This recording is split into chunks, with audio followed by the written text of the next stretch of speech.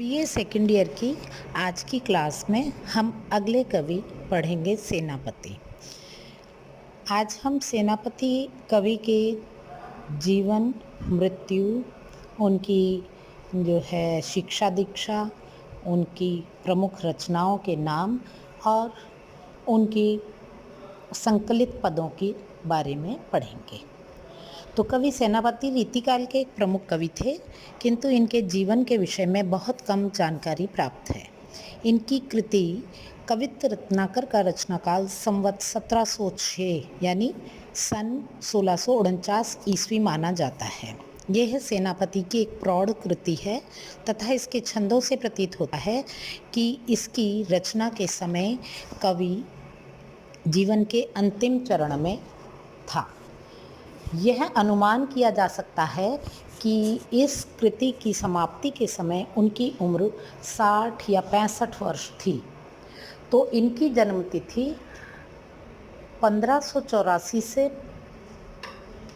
88 ईस्वी के आसपास मानी जा सकती है तथा इनकी मृत्यु भी 17वीं शताब्दी के अंतिम चरण में हुई होगी, ऐसा माना जाता है।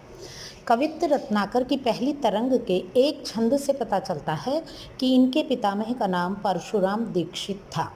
इनके पिता गंगाधर ने गंगा के तट पर बसी अनूप को पाया था। गंगा तीर बसती अनूप जिम पाई है। इस पंक्ति के आधार पर ही कहा जा सकता है कि ये अनूप शहर बुलंदशहर के निवासी थे।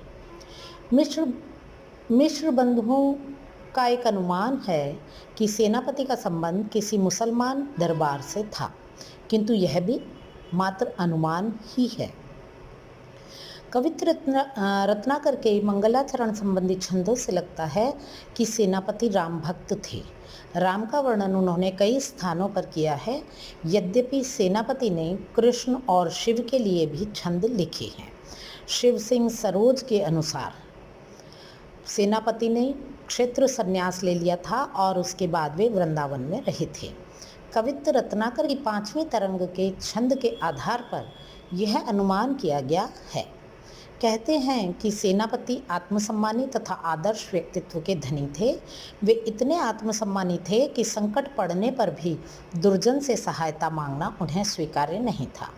वे शांत स्वभाव तथा निर्विकार भाव वाले व्यक्ति थे। ये सब जानकारी कवित्त रत्नाकर की उनकी रचना के छंदों से ही मिलती है। सेनापति का रचनाकाल भक्तिकाल और रीतिकाल के संधि स्थल में पड़ता है। उनके काव्य में इसीलिए भक्ति और रीति दोनों की झलक मिलती है। वर्ण विषय से स्पष्ट है कि उनकी आधी रचना भक्ति तो आधी रीति की ओर उन्मुख है, पर उनकी अलंकार प्रियता सर्वत्र व्याप्त है।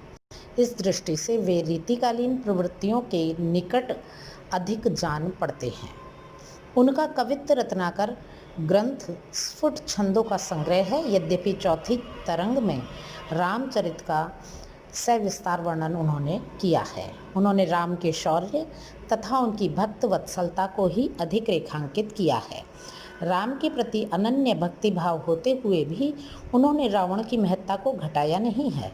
इस प्रसंग में वीर रस के साथ श्रृंगार तथा शांत रस का परिपाक वर्णन उन्होंने किया है। श्रृंगार वर्णन में लौकिक रीति भाव का मनोरम वर्णन भी किया गया है। उनके संयोग और वियोग वर्णनों में सरस प्रवाह और प्रासादिकता है। श्लेष और अनुप्रास अलंकारों पर सेनापति का विशेष आग्रह है, यानी कि उनको बड़े प्रिय हैं ये दोनों अलंकार और उन्होंने अपने पदों में इनका भरपूर प्रयोग किया है। वे श्लेष के अतिशय प्रयोग के लिए भी प्रसिद्ध हैं। उनकी ऋतु वर्णन संबंधी रचनाएं उनके कवित्व के उत्कर्ष का प्रमाण देती हैं। यह वर्णन सेनापति के प्रकृति के विभिन्न व्यापारों के सूक्ष्म निरीक्षण पर आधारित है। सेनापति के काव्य की भाषा प्रचलित साहित्यिक तथा मौखिक रूप से बोली जाने वाली भाषा ब्रज भाषा है। उनके छंदों के चमत्कार का श्रेय उनके भाषा ज्ञान को ही जाता है। यत्र तत्र उन्होंने संस्कृत निष्ठ भाषा का प्रयोग भी किया है। श्लेष के अतिशय मोह के कारण कवि सेनापति का काव्य बोझिल और दुरूह या कठिन भी हुआ है। इसीलिए कविता की गतिशीलता भी बाधित होती है। इतना होने पर भी सेनापति रीतिकाल के एक महत्वपूर्ण कवि हैं और उनका प्रकृति वर्णन तो जग विदित है। उम्मीद है सेनापति का ये परिचय आपको समझ आया होगा और अब हम इसके बाद में इनके पदों का सार संक्षेप में पढ़ा करेंगे।